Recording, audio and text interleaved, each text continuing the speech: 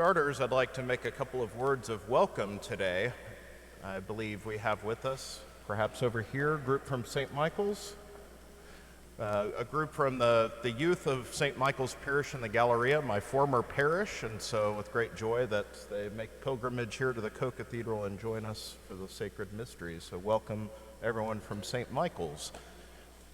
And also, you may have noticed an honor guard of Knights of Columbus coming in with the liturgical procession, which you assumed meant a bishop was here. I assure you I have not been made a bishop. But they're here because our Knights of Columbus as a parish this year are celebrating their 125th anniversary as a council, the oldest council in Houston, and the anniversary day was just this week. And so we're grateful to have our Knights of Columbus with us, not just as honor guard today, but here throughout the parish for the wonderful ministry that they provide, the fraternal gatherings they provide, and so welcome to our Knights. It was an honor to have you in the procession with us today. So today, fittingly, these are words of welcome and rejoicing, but our biggest words of welcome continue to be for our elect, our catechumens that are with us here today. So we celebrate not only the second scrutiny today, but the prayers of the church intensify for each of you. Laetare Sunday, this fourth Sunday of Lent, just like Gaudete Sunday in the third Sunday of Advent, is a day marked by a rejoicing and a lightheartedness amidst a penitential season. Amidst these seasons of the violet, the purple vestments, we see the rose color come out, can have flowers for the one day of Lent that you can have them out. And it's a day marked by rejoicing because we're halfway there. That's what the church is marking. We're halfway through the Lenten fast. And for our elect, you're halfway from election to the Easter mysteries themselves. And laetare, just like gaudete, they're two Latin words that translate the same way, rejoice. And both come from the introit, the entrance antiphon that we hear today. Rejoice, Jerusalem, and all who love her. These words come from Isaiah 66. Gaudete in Advent comes from the letter to the Philippians, but here we get from the vision of recreation from the prophet Isaiah. Rejoice, Jerusalem, and all who love her. Be joyful, all who are in mourning. Exult and be satisfied at her consoling breast. And it goes on even further than the introit in Isaiah 66, that you may suck and be satisfied with her consoling breasts, that you may drink deeply with delight from the abundance of her glory. This is a beautiful image of Mother Church. Jerusalem seen as the place of God amongst his people, the place for them to feed deeply, to know him, to be nurtured. And for us, we understand the image of Jerusalem to be a type of the church herself, the new Jerusalem, the heavenly Jerusalem, through which God bestows life. And so today is literally about the mother's milk. What are we sustained by? How are we nurtured? How do we grow strong? And this is, of course, a reference to the sacraments that our elect are preparing for, and that those of us who are already initiated into the church have received and have the chance to continue to receive, to be nourished and strengthened in the spiritual life. And so today's readings, once again, at this Mass, we hear the Cycle A readings, as we always do with the scrutinies, and they deal deeply with the mysteries of the sacraments. In the first reading, we hear David, who we're reminded is the forerunner of Jesus himself. David, as the great king and priest, foreshadows the coming of Jesus, who will take the throne of his father David. But of course, Jesus is so much greater than David. But David is anointed in the first reading, and the Spirit rushes upon him. Psalm 23, a psalm that's probably the best known of all the psalms by the faithful, a psalm that is one of great comfort, but has images of all three sacraments of initiation. How does the Lord shepherd us? How does he care for us? Beside restful waters he leads me. He refreshes my soul. The waters of baptism. You anoint my head with oil. Baptism and confirmation. And you spread the table before me in the sight of my foes. The Eucharistic banquet by which the Lord feeds us in the sight of all foes who would do us harm and sustains us in the spiritual combat. The second reading said, "You were once darkness, but now you are light in the Lord. Live as children of light." This sets up the theme for the very long gospel passage that we heard, but not just this passage from the Gospel of John, but the entirety of the Gospel of John is fixated on themes of light and darkness. You'll notice in every encounter that Jesus has with an individual or even a group, everyone is in motion. There are no static characters in the Gospel of John. Everyone is either moving towards light or away from light throughout the entirety of the Gospel. And often this motion is happening throughout their actual encounter with Jesus. For example, we see this Nicodemus comes uncertain about Jesus and he meets him in the night. It's indicative that Nicodemus isn't willing to step into the light yet.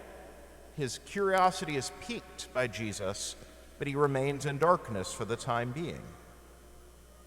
When Judas makes his betrayal and his fall from his discipleship, from being an apostle, John will go out of his way to tell us at that moment, and it was night. Night has fallen on Judas. The Pharisees and so many others move towards darkness or in darkness, while other characters, like the man we hear today, is in the movement towards light. This man being, and we're told, and we heard recently about a man that was blind and healed by Jesus, but had not been blind his whole life. It's very important that this man is blind from birth. Not only because no one can accuse him that he was blinded by personal sin, he was that way from birth, but because from his blindness from birth, he becomes a type in literature, literary terms, for each and every one of us born in original sin. He is a man crippled and has no spiritual sight. He is in darkness from birth. But what will happen with him is the story of today's gospel. Jesus comes to bring recreation. I am the light of the world. While I am in the world, I am the light of the world.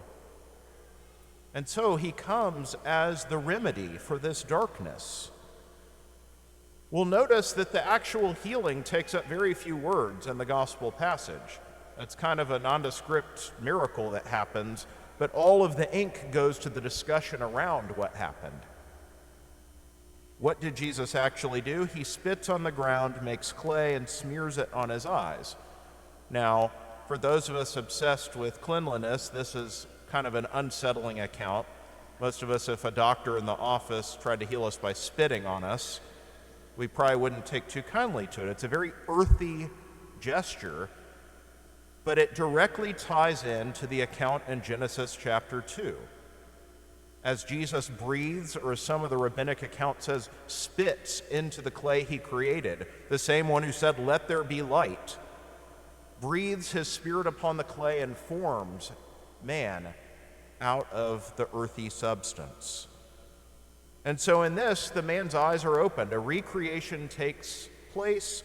He is told to go wash, an allusion to baptism, and he comes back with a new sight. So in this story, the man comes to enlightenment. Last Sunday, I spoke of the scrutinies and the mysteries on the third, fourth, and fifth Sundays of Lent as a kind of pre-mystagogy, an enlightenment period as we see, as we investigate what the mysteries of God, the sacraments, are doing. So this man is coming to enlightenment.